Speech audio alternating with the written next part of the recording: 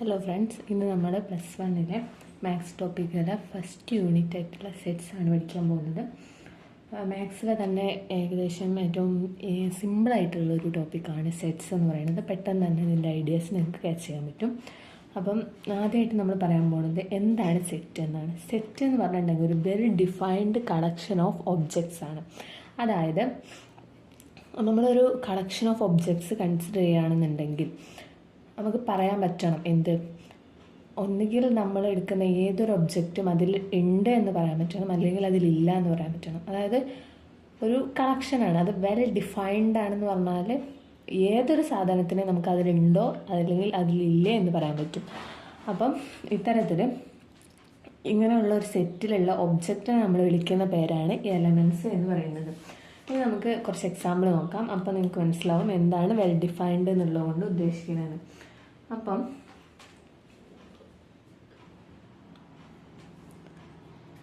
the collection of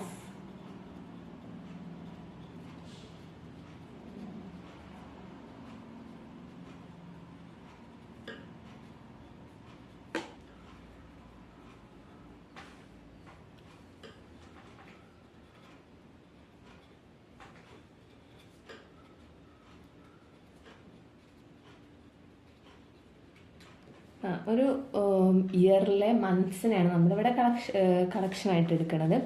അപ്പം അതിൽ നമ്മൾ കൺസിഡർ ചെയ്യുന്ന സെറ്റ് എന്ന് പറയുന്നത് ജയിൽ സ്റ്റാർട്ട് ചെയ്യുന്ന മന്ത്സ് ഏതൊക്കെയാണ് എന്നുള്ളതാണ് നമ്മളെ സെറ്റ്. അപ്പോൾ നമ്മുടെ കയ്യിലുള്ള 12 മന്ത്സിന് എടുക്കുകയാണെന്നുണ്ടെങ്കിൽ അതിൽ ഏതൊക്കെയാണ് ഈ സെറ്റിലുള്ളത് എന്നും ഏതൊക്കെയാണ് ഈ സെറ്റിലില്ലാത്തതെന്നും നമുക്ക് സ്പെസിഫിക് ആയിട്ട് പറയാൻ പറ്റും. അതുകൊണ്ട് നമുക്ക് എന്ത് പറയാം, ഇതൊരു വെൽ ഡിഫൈൻഡ് കളക്ഷൻ ആണെന്ന് പറയാൻ പറ്റും. അതായത് ഇപ്പം നമ്മൾ ഈ 12 മന്ത്സിൽ ജനുവരി, അതേപോലെ ജൂൺ, ജൂലൈ, ഇത് മൂന്നുമാണ് നമ്മളെ ജയിൽ സ്റ്റാർട്ട് ചെയ്യുന്ന മന്ത്സ് എന്ന് പറയുന്നത്.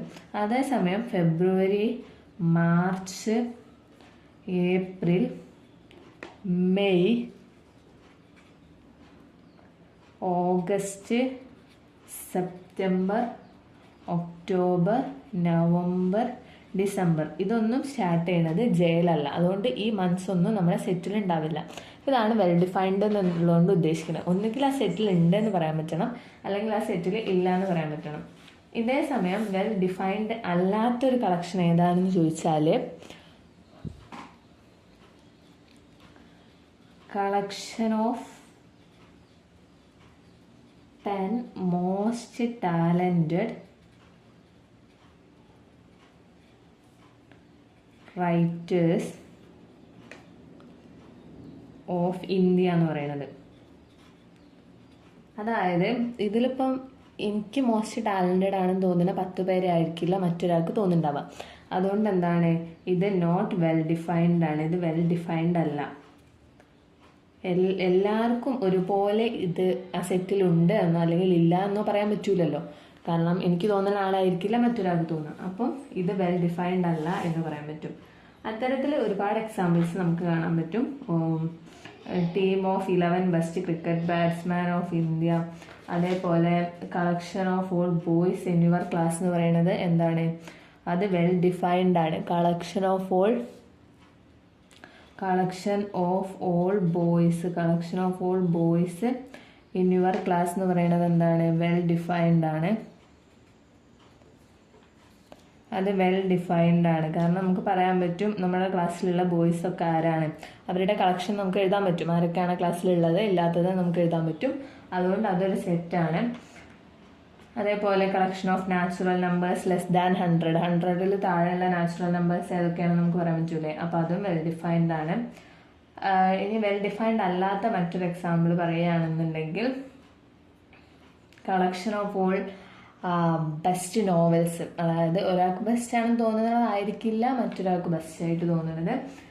അങ്ങനെ പിന്നെ collection of most dangerous animals. അങ്ങനെ ഡേഞ്ചറസ് അനിമൽസ് എന്ന് പറയുന്നത് ഒരു സംഭവം അങ്ങനെ വെൽ ഡിഫൈൻഡ് ആയിട്ട് എവിടെയും പറയണില്ല. കുറേ അനിമൽസ് ഉണ്ടാവും, അത് ഓരോരുത്തർക്കും വ്യത്യസ്ത രീതിയിലായിരിക്കും ഉണ്ടാവുക. അതുകൊണ്ട് അതൊന്നും വെൽ ഡിഫൈൻഡ് അല്ല, അതൊന്നും സെറ്റ്സും അല്ല. അപ്പം ഇനി അടുത്തതായിട്ട് പറയാൻ പോകുന്ന ടോപ്പിക് എന്ന് പറയുന്നത് റെപ്രസെൻറ്റേഷൻ ഓഫ് സെറ്റ്സ് ആണ്.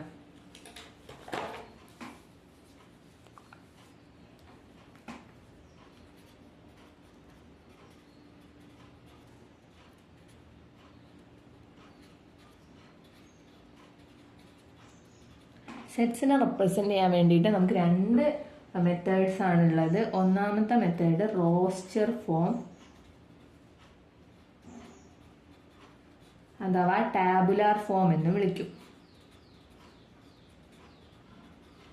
അതേപോലെ തന്നെ രണ്ടാമത്തെ മെത്തേഡ് എന്ന് പറയുന്നത് സെറ്റ് ബിൽഡർ ഫോം ആണ്. ഇതിൽ എന്താണ് റോസ്റ്റർ ഫോം എന്ന് നമുക്ക് നോക്കാം.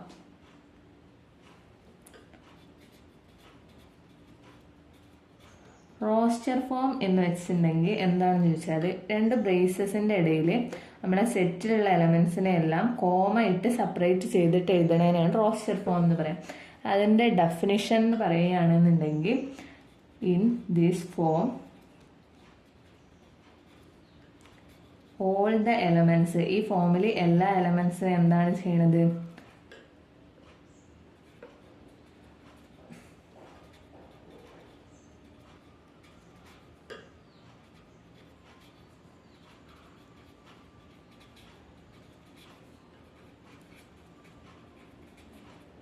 ഇവിടെ നമ്മൾ എല്ലാ എലമെൻസിനെയും ലിസ്റ്റ് ചെയ്യും, എന്നിട്ട് അതിനെ കോമാസ് വെച്ചിട്ട് സെപ്പറേറ്റ് ചെയ്യും.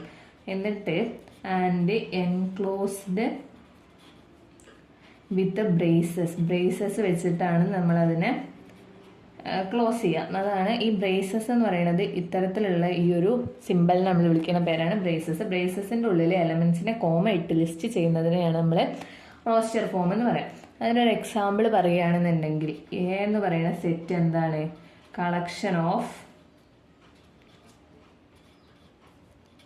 വവൽ ലെറ്റേഴ്സ് ആണ് ഇൻ ഇംഗ്ലീഷ് ആൽഫബറ്റ്.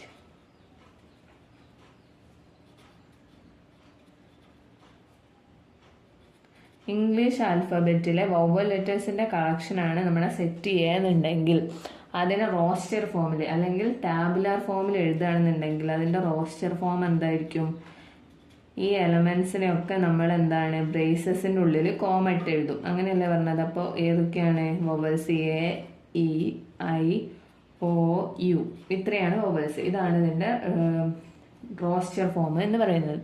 ഇനി നമുക്ക് അടുത്തതായിട്ട് നോക്കാനുള്ളത് സെറ്റ് ബിൽഡർ ഫോമാണ്.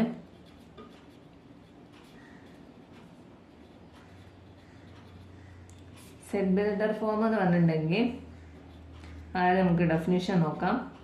ഇൻ ദിസ് ഫോം, ഈ ഫോമിൽ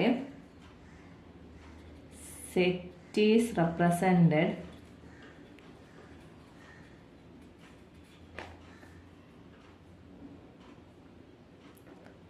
by their own characteristic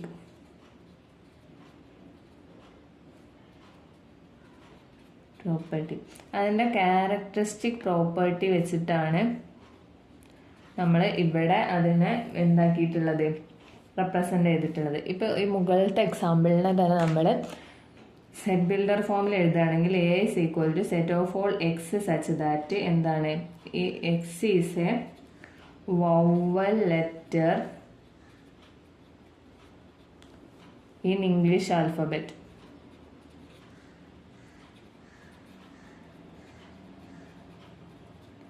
അതായത് നമ്മൾ സെറ്റിൻ്റെ ഉള്ളിൽ എന്താണ് എഴുതുക, അതിൻ്റെ ക്യാരക്ടറിസ്റ്റിക് പ്രോപ്പർട്ടീനെ വെച്ചിട്ടാണ് നമ്മൾ റെപ്രസെൻ്റ് ചെയ്യുക. അങ്ങനെ ഇത്തരത്തിൽ രണ്ട് രീതികളാണ് നമുക്ക് സെറ്റിനെ റെപ്രസെൻ്റ് ചെയ്യാൻ വേണ്ടിയിട്ടുള്ളത്.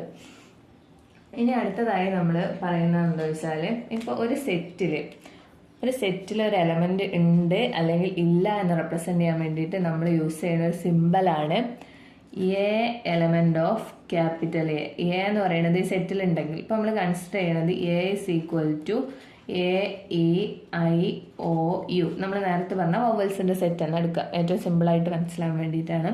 അപ്പോൾ ഇവിടെ എ എന്ന് പറയുന്ന എലമെൻറ്റ് ഇവിടെ ഉണ്ടല്ലോ, അപ്പം എ എലമെൻറ്റ് ഓഫ് എ. ഇതേ സമയം ബി എന്ന് പറയുന്ന എലമെൻറ്റ് ഇതിലില്ല.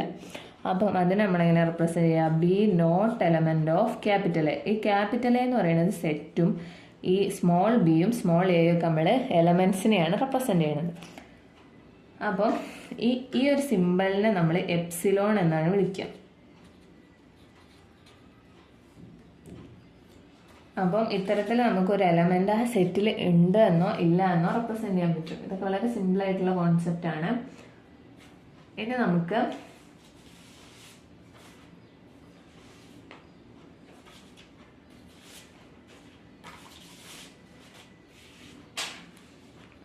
ഒരു സെറ്റ് ബിൽഡർ ഫോമിനെ എങ്ങനെ റോസ്റ്റർ ഫോമിലേക്ക് ആക്കാം എന്ന് നോക്കാം. അതിനൊരു എക്സാമ്പിളാണ് A is equal to set of all x such that x is an integer, x എന്ന് പറയുന്നത് എന്താണ്, ഒരു ഇൻറ്റീജർ ആണ്. ആൻഡ് പിന്നെ എന്തുവാണ്, -3 x 7 ആണ്. ഇതാണ് നമ്മുടെ സെറ്റ് ബിൽഡർ ഫോം തന്നിട്ടുള്ളത്. ഇതിൻ്റെ റോസ്റ്റർ ഫോം എന്ന് പറയുന്നത് A is equal to, ഇവിടെ -3 x ആണ്. അപ്പോൾ -3 എന്ന് പറയുന്നത് അതിൽ ഇൻക്ലൂഡഡ് അല്ല. അപ്പോൾ നമ്മൾ -2 തൊട്ട് തുടങ്ങും. -2 -1 0 1 2 3 4 5 6 7 ഉണ്ടാവും. അവിടെ ഈക്വൽ ടു ഇല്ല, അതുകൊണ്ട് 7 ഉണ്ടാവില്ല, 6 വരെയാണ് ഉണ്ടാവുക. അപ്പം നമ്മൾ എന്താക്കി, സെറ്റ് ബിൽഡർ ഫോമിലുള്ള ഒരു ഇതിനെ റോസ്റ്റർ ഫോമിലേക്ക് ആക്കി. ഇനി അതേസമയം റോസ്റ്റർ ഫോമിനെ എങ്ങനെ സെറ്റ് ബിൽഡർ ഫോമിലേക്ക് എഴുതാം? റോസ്റ്റർ ഫോം ആണെന്ന് ബി ആക്കി എടുക്കാം. അപ്പോൾ ബി ഇസ് ഈക്വൽ ടു 1 2 3 4 ഇത്രയാണ് നമ്മൾ റോസ്റ്റർ ഫോം എന്ന് വിചാരിക്കാം. അപ്പോൾ വെറുതെ ഒരു എക്സാമ്പിൾ എടുത്താണ്. അങ്ങനെയാണെങ്കിൽ ഇതിൻ്റെ സെറ്റ് ബിൽഡർ ഫോം എന്താ? B is equal to set of all x such that x is a natural number. X എന്ന് പറയുന്ന ഒരു നാച്ചുറൽ നമ്പർ ആണ്. പിന്നെ എന്തുകൂടി കൊടുക്കാം? ആൻഡ് എക്സ് എന്ന് പറയുന്നത് <5. അതല്ലാന്നുണ്ടെങ്കിൽ ഇവിടെ എക്സ് <4 എന്നും കൊടുക്കാം. അതൊക്കെ ഓരോരുത്തരുടെ ചോയ്സ്. അപ്പം എക്സ് ഒരു നാച്ചുറൽ നമ്പർ ആണ്. എക്സ് <5 ആണെങ്കിൽ നമുക്ക് എന്ത് കിട്ടും? ഈ റോസ്റ്റർ ഫോം കിട്ടും. സെറ്റ് ബിൽഡർ ഫോം ഓരോരുത്തർക്കും അവനവൻ്റെ ഇതിനനുസരിച്ച് എഴുതാവുന്നതാണ്. പിന്നെ ഇത്രയാണ് റെപ്രസെൻറ്റേഷൻ ഓഫ് സെറ്റ്സ് എന്ന് പറയുന്നത്. ഇനി അടുത്തതായിട്ടുള്ളത് ടൈപ്സ് ഓഫ് സെറ്റ്സ് ആണ്. അത് നമുക്ക് അടുത്ത ക്ലാസ്സിൽ പഠിക്കാം. അതിന് മുമ്പ് ഒരു എക്സാമ്പിളും കൂടി തരാം. സെറ്റ് ബിൽഡർ ഫോമിൽ എനിക്ക് മാറ്റാൻ വേണ്ടിയിട്ടാണ്. അതായത് നമുക്ക് തന്നിട്ടുള്ളത് റോസ്റ്റർ ഫോമിലാണ്. അപ്പോൾ സി ഇസ് ഈക്വൽ ടു 3 6 9 12.